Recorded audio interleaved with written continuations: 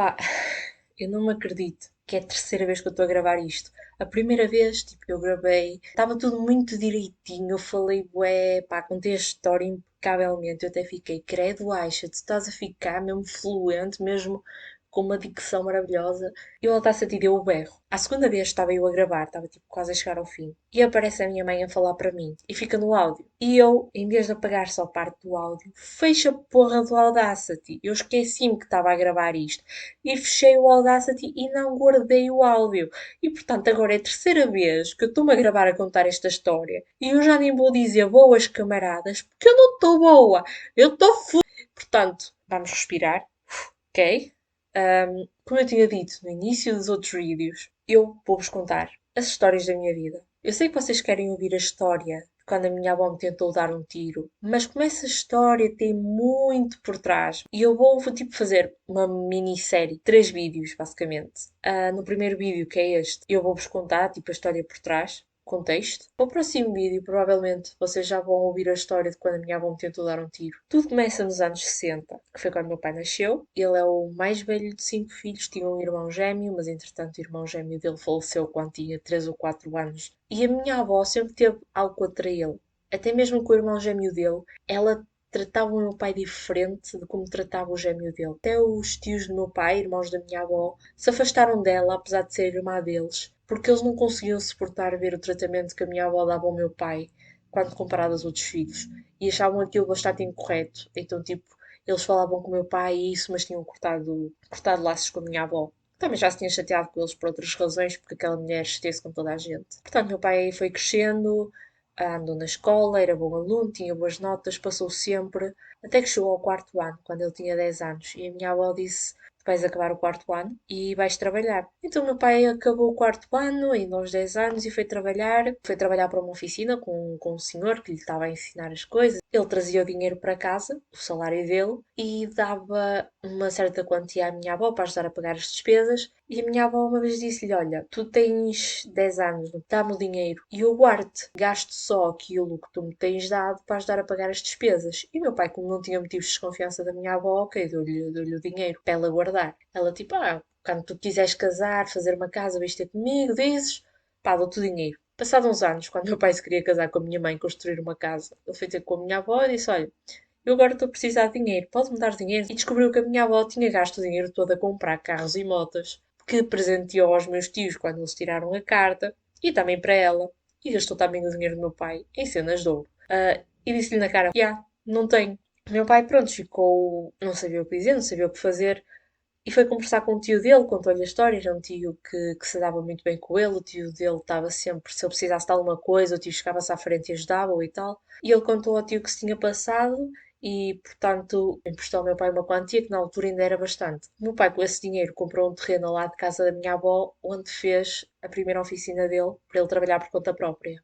E em cena, tipo, de ano e meio, ele conseguiu juntar dinheiro suficiente para pagar ao tio dele e depois começou a juntar para fazer uma casa e isso. Então, depois, quando ele tinha dinheiro suficiente, comprou um outro terreno um bocado mais abaixo na nossa rua e construiu a nossa casa, que é a casa onde eu vivo atualmente, e construiu também uma garagem grande nesta casa, que era para ele deixar a oficina onde estava a trabalhar e passar a trabalhar aqui numa oficina em casa. E foi isso que ele fez. Apesar de ele já não usar a oficina ao lado de casa da minha avó, como é tudo na mesma rua, ele não vendeu nem nada, continuou a ter aquela oficina que era para guardar carros, tipo, porque ele tinha bastantes clientes e alguns eram até de empresas congelados e assim, e eram carrinhas grandes e como ele não tinha espaço para guardar tudo e não queria deixar na rua para estar a estrobar os vizinhos, ele usava aquele terreno para guardar os carros lá e ia guardando lá coisas que não precisava tanto e assim. Então ele continuou a pagar o terreno, tipo, em mim, não sei o que e tal essas cenas. E uma vez a minha avó uma vez veio ter com ele, isto para aí no ano de 2000, mais ou menos, e disse-lhe: "Olha, tu importas-te que eu plante algumas coisas naquele terreno, como tu não usas a totalidade do terreno, e abra também uma porta do terreno para a minha casa, porque dá-me mais jeito entrar pelo terreno, já que tipo, a entrada da casa dela pela rua tinha escadas e ela estava a ficar com problemas de mobilidade. E ela tipo, dá-me mais jeito se for pelo terreno do que estar a subir as escadas para ir para a minha casa." E o meu pai tipo: "Olha, ok, na boa, podes plantar aqui nesta zona e podes abrir a porta para ir para a tua casa através desse terreno." E foi o que a minha avó fez. E durante uns tempos, tipo, tranquilo, não houve problema nenhum. O meu pai nunca cobrou à minha avó para plantar lá nem nada. Ele deixava-a estar lá sem ter de pagar absolutamente nada. O meu pai continuava a ser o único que pagava as coisas e tal. Mesmo a minha avó também usufruindo daquilo. Até que em 2015, perto do São João, a minha avó lembrou-se que queria abrir uma florista em casa dela. E bom, a minha avó não vivia sozinha. A casa dela tem 2 andares. Ela vivia no andar de baixo e depois no andar de cima tínhamos o meu tio, irmão mais novo do meu pai, que vivia com a mulher dele, o irmão da mulher dele, ou seja, o cunhado dele, e a filha deles. Vou chamar ao meu tio João. A mulher do João é a Carla. Portanto, o João e a Carla viviam na parte de cima, a minha avó na parte de baixo. Eram eles que ajudavam a minha avó a fazer a maior parte das coisas que ela já não conseguia fazer. Mas ela lembrou-se que queria abrir uma florista com a filha dela, que vou-lhe chamar Arminda. A Arminda, pá, é uma pessoa detestável. Ela é literalmente copy-paste da minha avó, sem tirar nem pôr. São pessoas que não interessa a ninguém mesmo. E então o que é que elas se lembraram? Vamos abrir a florista na parte de cima da casa, que era aquela parte que até se entrava por escadas através da rua, e vamos expulsar de lá o João e a Carla para abrir a florista. Então a minha avó, sem avisar o João nem nada, tipo, chegou à beira dele e disse: Olha, tens uma semana para arranjar a casa e piraste daqui. E ele, como não tinha dinheiro juntado para mudar de casa, nunca tinha pensado sequer que alguma vez fosse preciso fazer isso, portanto não tinha arranjado lá nenhum para ficar. Pediu-lhe mais tempo, mas ela recusou. Ela disse: Não, tipo, tens uma semana. Então eles foram começando a empacotar as coisas, a arrumar as coisas e tal. Até que num domingo, faltava tipo 3 ou 4 dias para eles saírem de casa da minha avó. O meu pai, a minha mãe e eu estávamos a preparar, a vestir e assim para irmos sair. E vem-nos bater ao portão de casa. E o meu pai vai ver quem é, e é o cunhado do meu tio João e a filha dele, tipo a chorar, os dois em pânico, a pedir ajuda ao meu pai.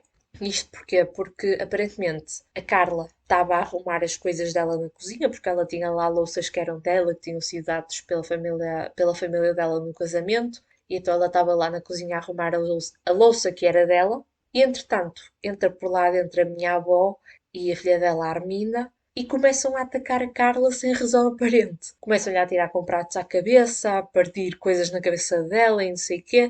E pelo que eles estavam a dizer, eles tipo, estavam em pânico porque o chão da cozinha estava cheio de sangue e elas estavam ali a bater à Carla, tipo, só porque sim. Então o meu pai, como não se queria estar muito a envolver, porque sabia como é que a mãe dele e a irmã eram e que ainda ia sobrar provavelmente para ele tipo, ligou a irmã dele e disse: Olha, Joana, para casa, que a tua mãe e a tua irmã estão a bater na tua mulher. E então, tipo, o meu tio, como trabalhava perto, rapidamente se pôs aqui. Quando chegou, passado uns minutos, entrou em casa da minha avó e tal.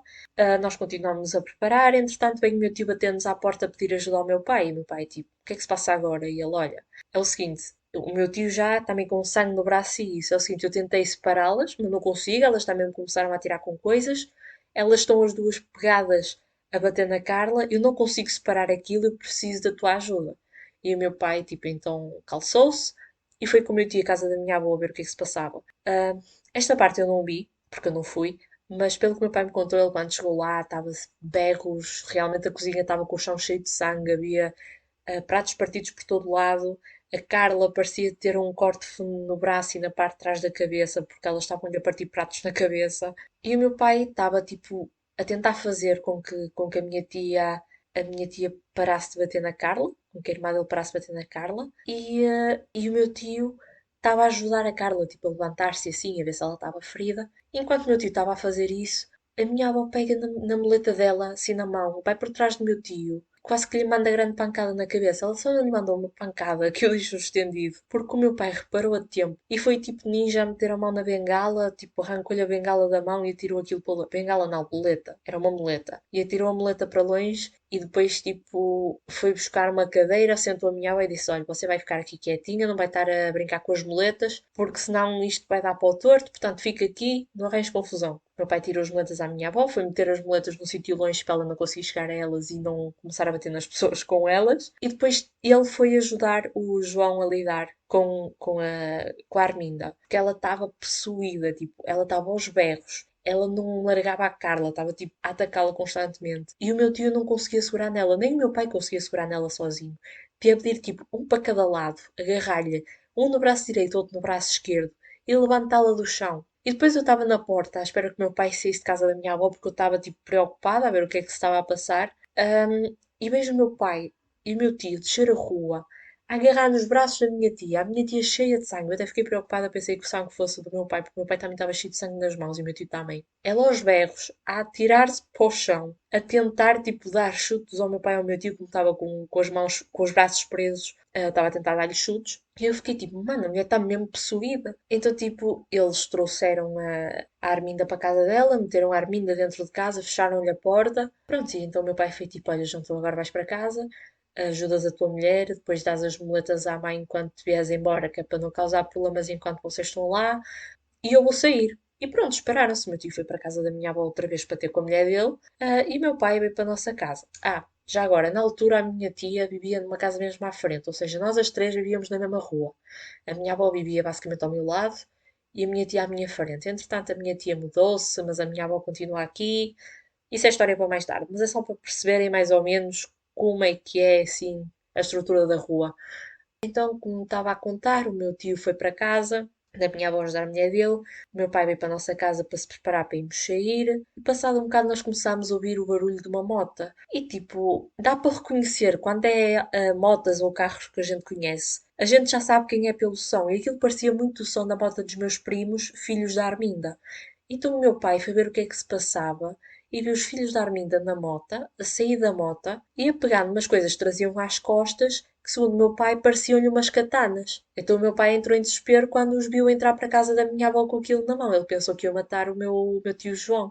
Então o que é que ele fez? Ele meteu-se no carro, foi a conduzir até aos bombeiros. Ele parece que entrou pelos bombeiros, tipo assim, de raspão mesmo. Ele nem sequer estacionou o carro, ele entrou com o carro para lá para dentro. Saiu do carro, começou aos berros a dizer: olha, vou matar o meu irmão, vou matar o meu irmão, preciso de ajuda, não sei o quê. E claro, como o meu pai estava tão alterado, em nem 5 minutos a minha rua estava com dois carros da polícia, com uma daquelas tipo ambulâncias grandes do INEM, uma ambulância das normais e um carro do INEM. Parecia mesmo uma cena de homicídio. Então eles chegaram todos cá à rua, vieram com o meu pai. O meu pai foi com a polícia ver o que é que se estava a passar, se estava tudo bem com o meu tio, não sei o quê. Chegado lá, a polícia descobriu, não era tipo uma katana, não sei, acho que se chama arpão, aquilo. É basicamente uma cena de madeira e depois na ponta tem uma cena de metal que espeta. Eu acho que é um arpão que se chama, não tenho a certeza. Era dois. E o meu pai e a polícia descobriram aquilo escondido atrás de umas árvores e pensaram, eles provavelmente estavam à espera que o meu tio saísse de casa para lhe dar com aquilo na cabeça ou sendo assim. Não se percebeu porque é que eles deixaram aquilo ali, mas depois eles disseram, os meus tios, quando questionados, disseram que sim, que iam bater com aquilo ao meu tio, estavam à espera que ele saísse de casa da minha avó. Eles entraram em casa, estava tudo à porrada, a polícia separou-os. Depois da polícia os ter separado, levou-os cada um para o seu lado, foi tudo para o hospital porque a Carla tinha um corte de fundo no braço, muito provavelmente ia precisar de pontos, e precisou. Também tinha um na parte de trás da cabeça que também precisou de levar pontos. Ela era a única que tinha assim mais ferimentos. O meu tio tinha alguns cortes, mas nada de especial, mas também foi para o hospital porque tinham de relatar aquilo à polícia, porque eles iam apresentar queixa. A minha avó decidiu ir, apesar de ninguém lhe ter feito nada, ela começou a dizer que lhe bateram. Ela, bateram, não sei o quê, também bom. Então foi, e de nada aparece a minha tia Arminda, com pisaduras nos braços, porque tipo, o meu pai e o meu tio, para conseguir segurar nela para a trazer embora, tiveram de lhe agarrar bem no braço, né? Porque ela estava a tirar-se para o chão, a contorcer-se toda, e então ela tinha tipo marca de dedo no braço, de cada lado, e decidiu ir ao hospital para também ser avaliada e fazer queixa. Depois disso, depois de eles irem todos para o hospital, eu já não me lembro muito bem o que aconteceu. Tipo, já nem me lembro se fomos sair, se ficámos em casa. A minha memória ficou bastante. Pá, desapareceu. A minha memória depois dessa altura desapareceu, basicamente. E a continuação fica para o próximo vídeo. Obrigado por terem ouvido até ao fim.